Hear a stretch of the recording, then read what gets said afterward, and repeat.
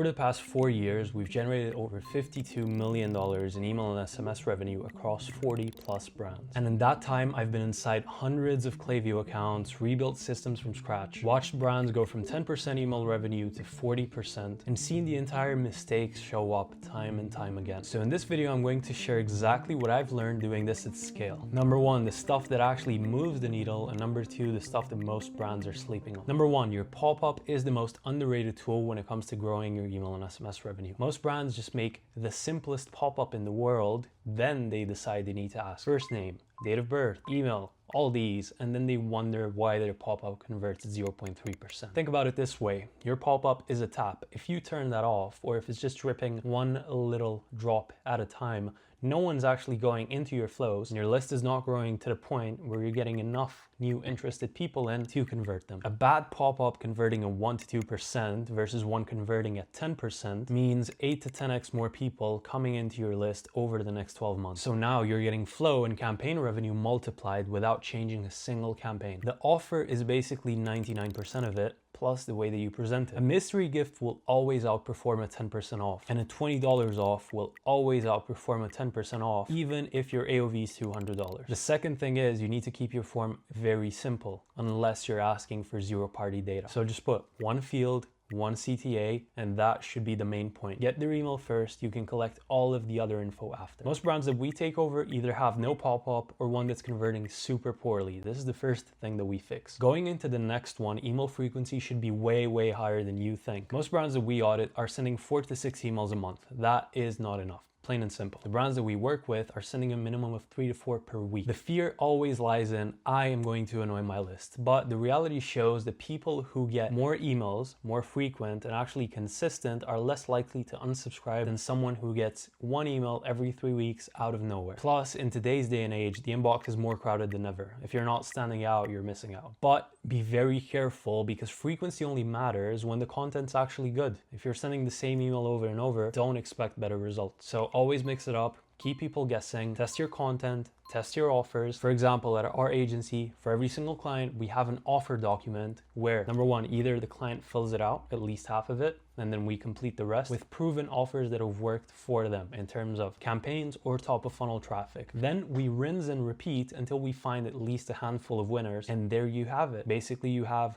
4 or 5 offers that you can deploy over the course of the next 8 to 12 weeks. And now, for a bit of a change of scenery, I wanted to go straight into the flows. Most brands just run the same 3 to 4 flows, and then they just call it retention, right? They see that Shopify returning customer number go from 4% to 5%, and then they're like, yeah, my email system's dialed.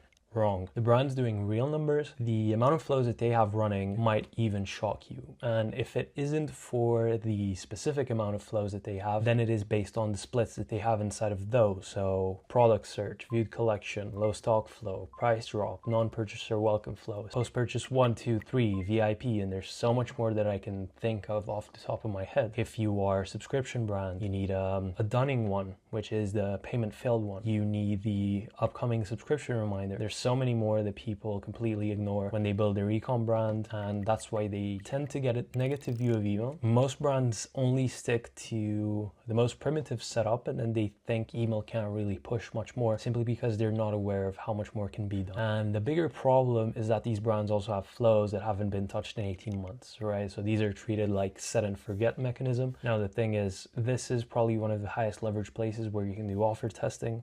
You can change designs, you can change copy, and you could probably steer clear away from the lowest leverage test, which is like changing button color, changing subject line. No, you need to dial in messaging, positioning, offer. These are the 3 things that you need to test inside of your flows, and then you're going to inch closer and closer to the perfect flow, which doesn't really exist. You can only get as close to it as possible. And one more thing, the first 2 to 3 emails of each flow are basically the bread and butter, which are going to pull the most weight. So at any point, if you don't know what to test next, always go on to the first 3 emails of specific flows. Ideally, you go either by highest revenue flows or by highest traffic, and you can test those out. By the way, before we get into campaigns and segmentation, if you're a 7 to 9 figure a year brand owner and you want us to handle your email and SMS marketing, just book your call through the first link in the description, and we're going to see exactly where you're leaking revenue and make sure that everything is set up correctly the way that we do it. About campaigns as well, most people tend to just rely on campaigns for doing one thing only, which is sending one discount once a month. Now, that does two things: train your customers to wait for a discount, and the second one, it desensitizes them to getting an email from you, right? By doing this, you will inadvertently raise your unsubscription rate simply because people don't expect emails from you. So the way to actively combat this is, number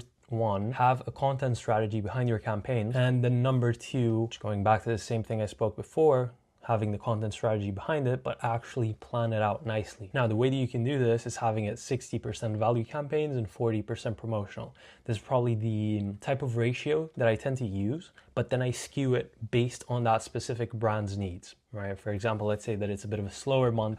You need a bit more of a push on your bottom line. Then of course, we're going 60-70% promo, 30% value. And then when times are not as tough, we completely flip that on its head. And then we just educate the customer up to the point where they're already primed to buy. And, just to give you an example here, this is, a few campaigns that we did for a client. And you can see we have, social proof, the angles are completely different. This is completely promotional, but then you take a look at some other things. For example, this one, yes, it's promotional, but it's also split by the zero-party data that this client has. So for example, if one was gut, the other was focus, the other energy, and the other one was, just general well-being, we switched the content of the campaign for that. And in this one here, sure, CTA is promotional, but as you can see, the content of the email is actually educational based on the ingredients inside of this. And every single campaign should only support one single thing. So one CTA, one objective, and you can mix these up based on your email frequency, the type of content that you want to discuss. And the best way to do this is simply going onto Reddit, finding out reviews, pain points, desires, and then getting a specific workflow to push that into a content calendar. Right, and with that, you're also going to find what your best days are to send emails, what are the best send times. Overall, you're just going to build yourself a really, really solid system. So let's talk about segmentation now. It is without a doubt the bread and butter of email marketing. However, a lot of brands do overcomplicate this. The single most important segment inside of your account is engaged 60 days. So people who have opened or clicked an email or shown any form of purchase engagement on your website in the last, 30, 60 days, whatever. This is the most important and where the majority of your sends should be fixated on. Sending to your full list will tank your deliverability. Number one, because people aren't opening your emails. Number two, that sort of behavior gets noticed by Gmail, Yahoo, Outlook, whoever you're sending emails to. Subsequently, that will also happen inside of many more people's inboxes. So the criteria for being engaged starts being a lot more vague for them. And if you're including people who have never opened an email and continue to do so, aka never engaging with your stuff, the group who is a bit more lukewarm starts to get included instead of that batch too. Right? So that's why I suggest you only focus to a very tight and specific segment when it comes to engagement. Beyond your engaged segment, the most important ones are your VIPs, your recent buyers, your all-time buyers, and also your lapsed customers. Every single one of these groups needs not necessarily a completely different message, but something that at least tailors to make it relevant to them, whether that's the specific email flow or email campaign. The messaging should at least have one of these groups in mind if you're doing the specific split for them. Right? And then you can also go deeper. You can talk about gender segmentation. You can talk about personalization by ZPD. You can talk about personalization by postcode. But these are just a few of the quirks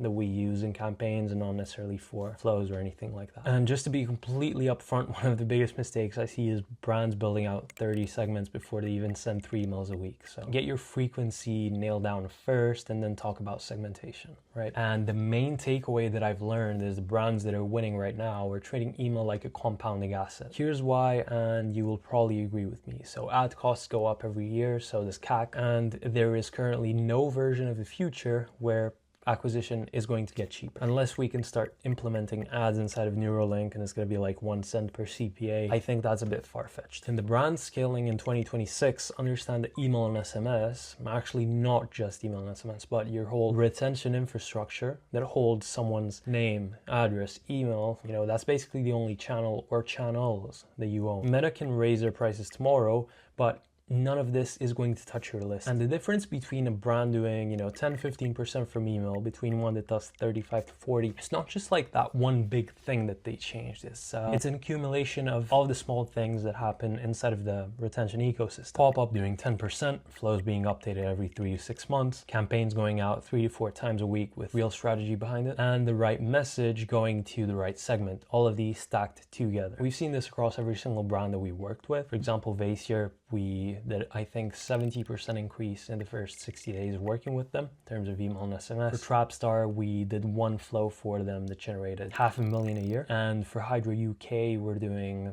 35% of their revenue month after month through email and SMS alone. This system actually works when it's built properly. So those are the lessons. 4 years condensed into minutes of video. That I've taken from 4 years of doing this, $52 million in attributed revenue, and just breathing this whole thing day in, day out. If you want us to build the things that I've spoken about for your specific brand, just book your call through the first link in the description. We've done this over and over for a bunch of brands, generated millions in the process, and none of our clients has ever left us after working with us. So that's it for this video. See you in the next one.